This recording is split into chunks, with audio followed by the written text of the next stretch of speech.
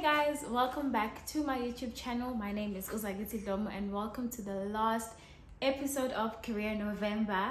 Hope you guys did the things on that last video. Thank you guys. Oh my gosh, thank you. And thank you for actually clicking onto this video as well. If you are a returning subscriber, hello, welcome again. Thank you for watching this video. Please continue staying here because why not? And if you are watching me for the first time, hi, welcome to my YouTube channel. I'm excited to have you here. Please stay because I'd like for you to stay. Please subscribe, leave a comment, share. I believe we are a bunch of very happy, well, I am a very happy person, so I want to share my happiness with you. Anyways, so today's video is a bit like, it's not structured in any way. It's just me answering questions that you guys have had or shared with me. So I thought I should share them on here. And then you guys, whatever I'm about to say is based mainly on my personal experiences and some research that I did online. It's not going to be a long video because it's not a lot of stuff. But I do hope you guys enjoy this video, and yeah, let's get straight into the video. Okay, so the first question I was asked is that, what did I study? I've said this before in my videos. I studied a Bachelor of Commerce in Finance, Information Systems, well, majoring in Finance, firstly, and then secondly, Information Systems and Technology. So I had two majors within my Bachelor of Commerce degree, which was a BCom General. So I did a BCom General in university, and then when I was picking my majors, I picked Finance and Information Systems and Technology. So I was willing to work in both or any of these sectors, and I landed up in Information Systems and Technology instead, which I'm very happy about. I loved finance. I enjoyed finance, but I guess God placed me here because he knew I would be happy here, and I am, period. Anyways, and then the next question is, what am I doing my honors in? I am doing my honors in a Bachelor of Commerce in Information Systems and Technology. That's what my honors are in. So it's basically a continuation of information systems. Hey guys, the honors, science, we have to study, but hey guys, it needs you to have a heart. And especially because when I applied for honors, right, I applied because it was a thing of, if I don't get a job, I'm going to continue doing my honors. And so I've obviously applied full time because, yeah, and then I got a job, and then I got accepted into the honors program I wanted to get into, because I also applied for honors in finance. And I was like, should I do my honors then? And I was like, girl, you like, so this was the conversation. Za, should you do your honors? Za, you probably shouldn't because you've got a job. But Za, you like being an academic. You might want a PhD one day. Okay, fine, do your honors. That's how I did my honors. Full time. No wins. It's been rough, guys. I'm not gonna lie.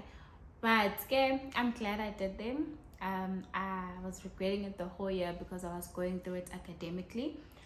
But I don't. Well, now I don't. I'm like, yeah. I'm not done with my honors, FYI. So yeah. But I do want to be an academic, so if I might just carry on with my academics throughout the years, throughout the course of my life and my career. So we'll see. The next question is, in BCom Information Systems and Technology, are there any job opportunities? I believe there are job opportunities, but indaba yama job opportunities ifika nokuthi wena uzimisele kanjani. So how hardworking are you willing to be, or how much are you willing to do? So in as much as you can get enrolled into a BCom Information Systems and Technology, you'd probably get more job opportunities if you like invest yourself and get good marks, or if you create a portfolio yourself, like a portfolio, like maybe you build an app for yourself on the side, you build a website, so that when recruiters are recruiting, you can say, hey, I built this, so they can basically get to see your skills. Because in as much as you get your degree, but what sells you the most is the skills that you have, that oh no, I'm able to code in this language, do this, do that, do that. And once you're able to prove that alongside with your degree, you are most likely to be the favorable candidate. Mind you, I'm not in HR, but I'm just saying, because a lot of people who have portfolios, who have created portfolios of themselves, that go hand in hand with their degrees, get hired. Like for example, this year when I was speaking to my line manager, he was telling me that most of the people he hired people who had projects on the side, and he wasn't telling me that I don't know, it was a casual conversation, and that's what I picked up from that casual conversation. He was impressed by the fact that people are going the extra mile. So yes, there are job opportunities in BCom Information Systems, but I don't know, if you are able to do more than just that to prove yourself to be a favorable candidate, then do so. Prove that the skills you acquired in a degree, you actually are able to utilize them through projects. Yes.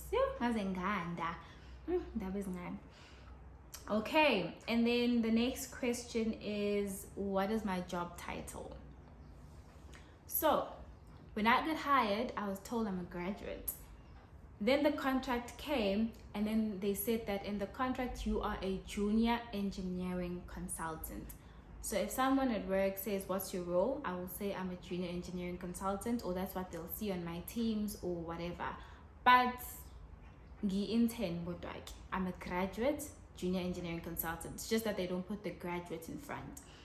And yeah, and with that, I'm a junior engineering consultant under quality assurance engineering. I don't know if that makes sense. So the profession, or the line of profession I'm getting into, is quality assurance. So the next step for me, if I were to get jobs or look for jobs, I'd apply for jobs as a quality assurance engineer, or a test automation engineer, or a tester. I don't know. That's my job. That's what I do. And then the next question is, what is quality assurance? So basically these are two questions. What is quality assurance, and what does a quality assurance engineer do? Someone wanted a day in the life of a quality assurance engineer video, but I will do that video next year, so just be on the lookout for that. But for now, I'll just explain my job role and what exactly it is I do. I had to write it down, guys, because Nami, you know, when you're working day to day, but you're just working, you know what you're doing, but right? So what do I do? So the things I do is that I do API tests. So I write API tests. You do API testing, so you write APIs on tools such as Postman. And then I do analysis and reporting. So how a system is built, well, I work in consulting, so this is how it looks for me. There's a whole team. There's BAs, business analysts, there's product owners, there's software developers, and then there's software engineers, and then there's quality assurance engineers. There's all those people involved in the process of creating a system or managing a system, so when it goes through the BAs, the product owners, and then it comes to the software engineers, it then comes to the quality assurance engineers, which is us. And then we test if that thing works, right? So we can either test it manually, or we can automate the tests. And then once the test pass, it then moves into a stage of being done, and then it goes into being deployed or being taken out to the public, and the public public then uses it. So that's what I do basically on a daily basis. And I work in consulting, so I've got the opportunity to work with a lot of different systems, a lot of different apps, in 1 year as a graduate, I've learned so much, guys, because I've got to work with so many different things, so many different tools and all those things. So that's basically what a QA does. We also write test plans, test execution. So before you even get to a point of starting to write the tests, you have to write test plans. How are we how are we testing this? What exactly is being tested? You write as many different scenarios as you can think of with that particular ticket. So these things come in tickets, right? So if you might get 10 tickets, and one ticket might have to have 10 test cases if it has to. Have I written 10 test cases for one ticket? No, but I have written quite a lot of test cases for one ticket. You write the test cases, you document how. So by documenting, you write, okay, first thing you do is you open the app, you do this, you do that, you do that, you do that. You write the steps, and then after that, you then actually start the testing process. But as you gradually grow into the field, you obviously do more. You write test framework keys, and what else? Manual. So basically, I don't want to say there's two ways to test something, but you can either test it manually or test it through automation. So I've managed or gotten the opportunity to be doing both, and I don't know which I like between the two, but soon I'm hoping to branch into automation, because I'm learning more about it and learning things such as Selenium, because that's what people use, industry people use to write these scripts and automate test scripts. So I don't know if I explained it well, but that's what I do on a day-to-day basis. But because I work in consulting, it differs with projects and what the client wants. So that's basically what a QA does. And so the last question is, okay, the next question is about money. How much does a graduate earn? What are the salary expectations? This one, once again, is quite tricky, but at the same time not so tricky, I guess. But the market average, according to Google, guys, is 20,000 per annum. So it's 240,000 per annum. I'm speaking for IT graduates. I don't know about other fields. And I'm not saying that when you're applying for jobs, you must look at the fact that 20,000. No. They are a graduate program, and I give a graduate program, right? There's learnerships, there's internship, and there's graduate programs. People advertise it differently, right? Your entry level. Now, Foot, it also differs according to the company you work for, whether you're in consulting, whether you work for a bank, or whether you work for a big company that's established itself. That's how it differs. The entry level average, market average, is 20,000, but some people start 11,000 to 15,000. They're given that range. Some people from 15,000 to 20,000. Some go as far as 20 to 30,000. It literally depends on the company you will be working for, right? That's basically the salary expectation of an IT graduate. I am speaking for a graduate program. I don't know about internships or learnerships. I don't really want to get into that because it's not something I'm exposed to. But yes, it differs according to companies. And now this is before tax also. So if you earn 20,000, you might, let's say, be taxed 3,000. So then your take home salary is going to be 17,000 to go bubula, because we are young people, we will bubula money. I'm joking. I'm joking, guys, I'm joking. But yeah, those are the salary expectations. But yeah, I think for me, I remember touching on this in my previous videos. Uguti, I was not told how much I'm gonna earn, so I got excited, and then I had to like rewind, because I was in KZN. The job I had gotten was in Johannesburg, so you guys can imagine the cost of relocating. So imagine if they say, oh, we're just giving you experience, so you're gonna earn 5,000 rand. Yo, that would have been a bit tricky, but for some people they can make it work. I do believe it would have been tricky, because the standard of living like Goli is wild. Well, or maybe it's because of the things I like, where I want to live, where I like to live. But hey, Gabby is a shame of pila, guys. Gabby's, and I do believe it's unfair for companies to say they're going to pay people 5,000 rand just because they're doing them a favor by giving them experience. Let's not do that, guys. In 2023, let's pay people, because experience, it's a great thing, but it doesn't really pay the bills. So, and let's not exploit people.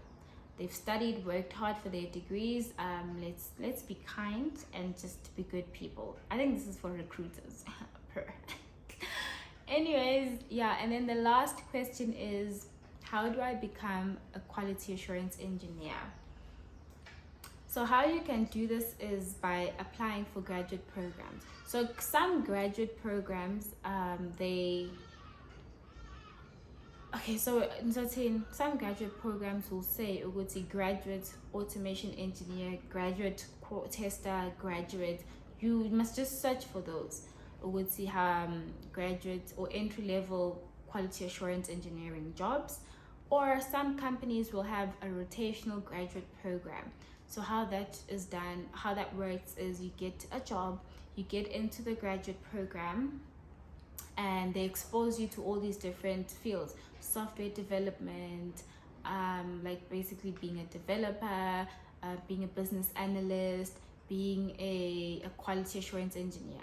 And from there, you then are able to pick the career field you want to branch into. What I can say is, in the meantime, you can be Googling quality assurance engineering certifications. Isn't this general ISTQB? Look at that. If you're able to just write those on your own, you can do that. You pay for AMA certification. So if you're able to start paying for AMA certifications on your own, then go ahead and do that. And it's a good thing to have in your CV, particularly ISTQB.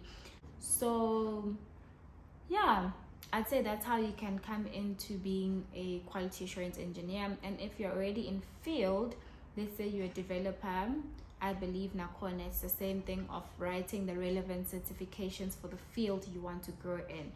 In QA, it's definitely ISTQB. They see that as something very valuable to the field. So yeah, that's how you become a QA. And when entry-level jobs and applying for jobs, just apply for any graduate program. In most cases, they then allow you to branch into the different fields once you're in the graduate program. I think the thing for me is that just get a job, get a graduate program, an entry-level position, and once you've gotten it, you can always kind of navigate your way to the field you want to enter. I hope that was a good explanation. I feel like I said a lot. Anyways, guys, so I wrote my notes on this like piece of paper for my diary, and this is it's got a lot of scriptures, so I'm just going to read what it says. It says, the Lord himself goes before you and will be with you. He will never leave you nor forsake you.